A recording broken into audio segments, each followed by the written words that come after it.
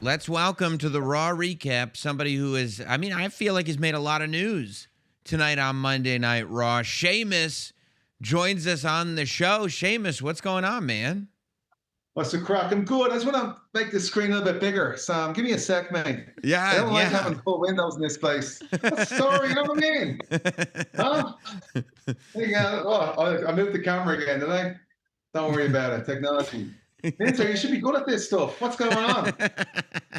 What's the crack, man? Yeah, I got a bit of sprint in here. It was great crack. Just run down, giving a bit of a slap and a bit of baiting to Dominic Mysterio. Who doesn't love giving a baiting to Dominic Mysterio? So, Wow, bit of a yeah. run out for me, test the old hamstrings. Yeah, no, that's good. I'm glad everything's holding up okay. Megan taught me, actually. Megan taught me. I did a Celtic Warrior workout with Megan where she did a kind of a prep for the Boston Marathon and she just left me in bits. I couldn't walk for about 2 weeks after it. That's right. I That's a still true remember story. that. Yeah, That's a true Hills. story. Put that in Heartbreak Celtic Hill. Warrior workouts. Yeah. Yeah, leg day with Megan Morant is not, that's not the one you want to do. You would never hold up, Sam. I don't think I would. No. I don't think I would.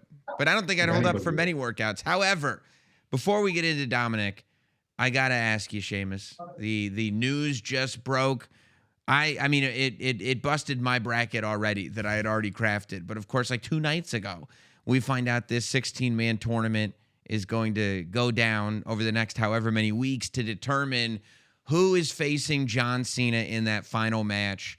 Sheamus, your name has been brought up amongst people like me for months now in terms of who are those people that could get a match with John Cena on this final run.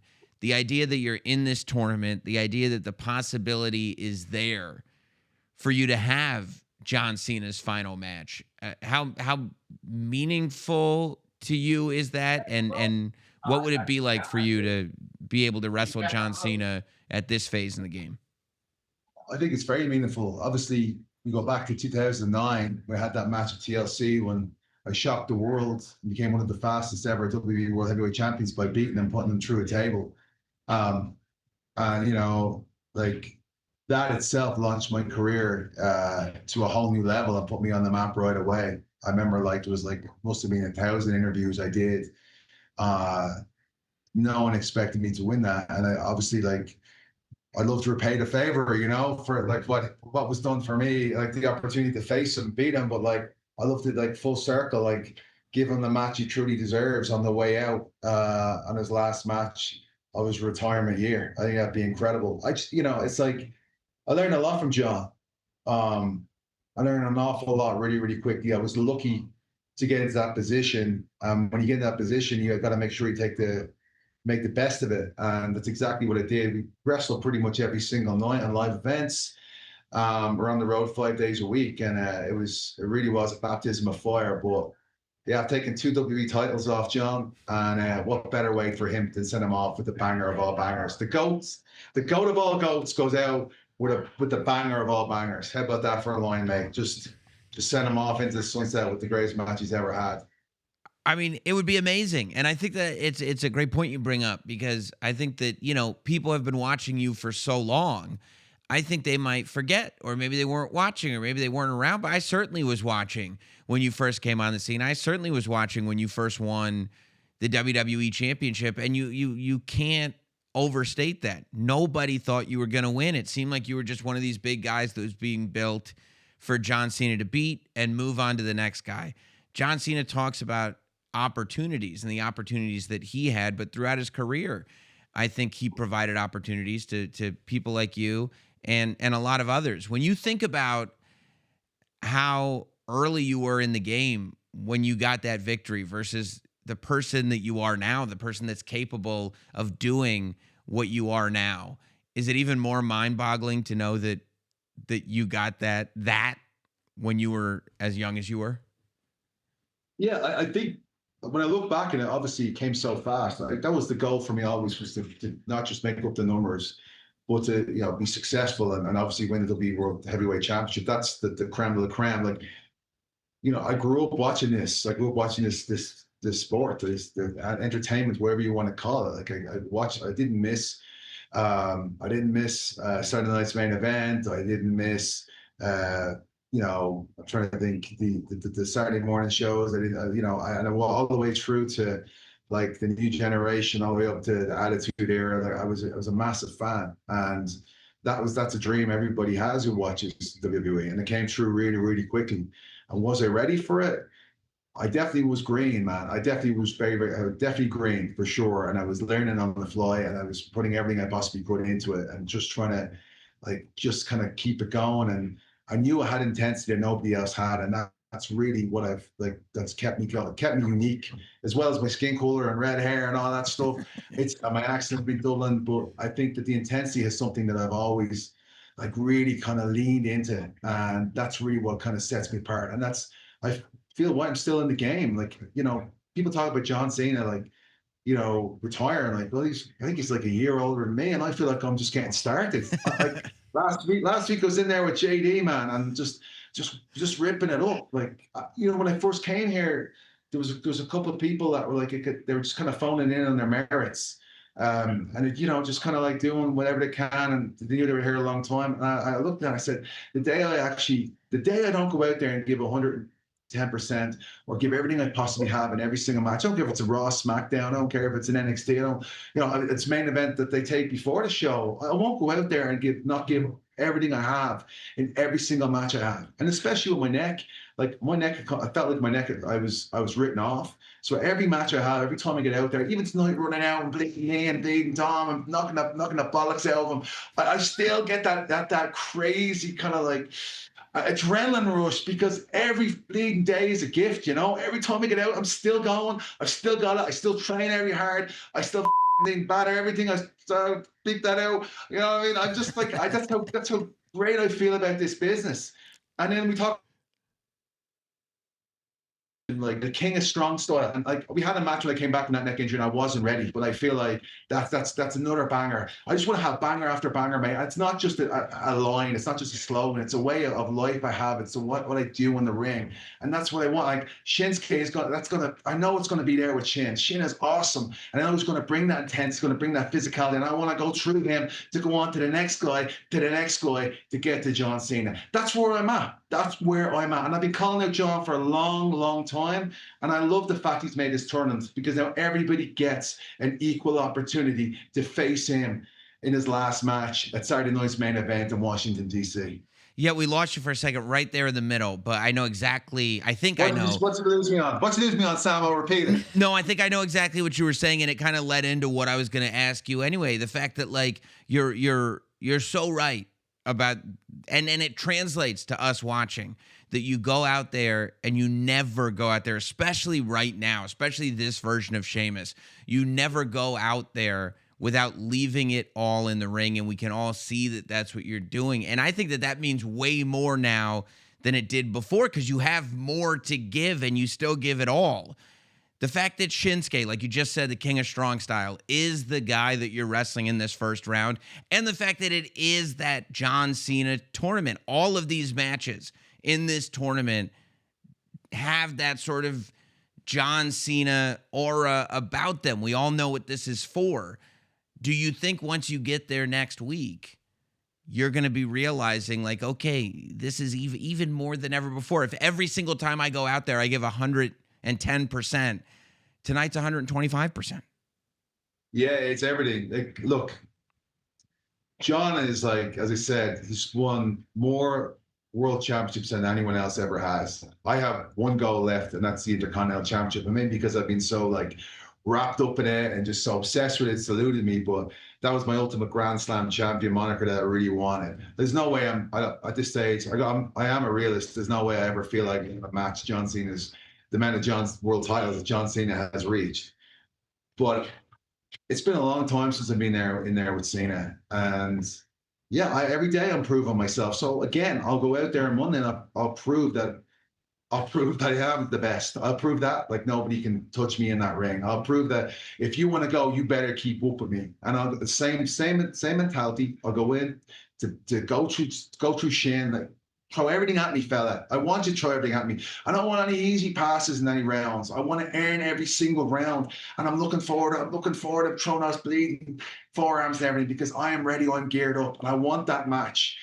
Cena's last match Saturday night's main event. I want it more than anything. That's a new goal for me. It's hard for me to have fresh things to go after, right? So you always want to have goals, and yeah, I have the mentality where I go out, but this is a new goal. It's fresh. There's so many people. There's a load of people like obviously wanting to make their name off having seen his last match, but to me, they've got no skin in the game. When it comes to skin in the game, I put him through table in '09. I took another WWE title off him again. So this will be like 4 times the charm, the hat trick for me by sending Cena off into the sunset. That'd be a nice one to hang up on right beside a photograph of that, right beside all the collections of all of the multiple championships and titles I've won here over the last 16 years. Seamus, you were sort of ever present tonight on Raw. I didn't think you were going to talk, Mitch. Well, it's hard to get a word in with Sam. I mean, he keeps yapping on and on. I was going to ask you about Shinsuke, and then Sam took my question. Yeah. But you were ever present tonight on Raw. From the start of the show, CM Punk gets out there, the new World Heavyweight Champion, and he's talking about guys in the locker room he respects. He's talking about guys he wants to defend the title against, and he calls your name out and he said, Sheamus, I would love to have a banger. Now, I know you're focused on this tournament and focused on this new goal of having John Cena's last match. But when you heard Punk call you out, what were you thinking? There's a wise man who wants to have a banger. And he said it himself, he wants to have a banger. I've faced Punk a couple of times. I just could be wrong, but I think it's twice. I think we wrestled in the first ever main event show that was on. Remember that there was I think we went nearly a half an hour in the first one. I think we wrestled in the lumberjack match as well when I was world champion and he was WWE champion. So I think we wrestled both when we were both world champion, WWE champion, world champion. And I've obviously he went away and I've stayed the course, and peaks and valleys, right? So I've kind of endured it, come up, come back, and I've rode the storm the whole time. But no, he's proven again, even age doesn't matter. Age is nothing. Age is just a number. He's out there. He's world champ. He's probably a year younger than me, I think. But I'd be well up for that. I would absolutely go well up for that. Look, what's the point? You don't just have one goal. You have many goals. IC champ, Cena's last match. I'm getting in there with Big Phil, aka CM Punk, and one on a bleeding banger. You know what I mean? I'm good. I'm excited. I'm not shying away from anything. I just want people to know that. I just want everyone, fans and everyone to realize, I just love the ride, and the love that I've been getting from the W universe has been incredible. There was a time, as you know, Sam, as well. Obviously, you do your a lot of podcasts, and you're very well in tune with the W universe, and you have been for a long time. Well, babyface Sheamus 2012, there was very little love for big babyface Sheamus in 2012, and I was fighting the tide the whole time. But it's just so weird the way the whole thing changed, and it just as long as the fans know that you care, you're there, that they matter, that you involve them in everything, and you give everything you possibly have, they'll give you the love back, and that's what I love about our fans, because they know when everybody is they breaking their bollocks, breaking their back for them to put on the best show possible. And I've tried to prove that time and time again. No matter what, and here's the thing too, every time I go out there to there's a fly basically, you drew fly with my eye. It's a mad place. I'm not going to ignore it, pretend it's not there. But I think my mentality is this. Every time I go out there with the intention of earning every fan's respect at the show. That's why it's free now. Because I got to earn their respect every single week. Yeah, I mean, and you're right, through the ups and downs, but I think you're that example of being undeniable and making it so that you can't ignore as a fan everything that you do in there. And I think that's why that support has grown and grown from you're right, maybe a period of time where there wasn't a ton of support for what you were doing. But very little support. But tonight you go out there and somebody who I don't think is getting a ton of support. Oh, come on. This guy, Dominic Mysterio, he's just trying to have a celebration for himself, right? He's already got his deadbeat dad giving him a hard time.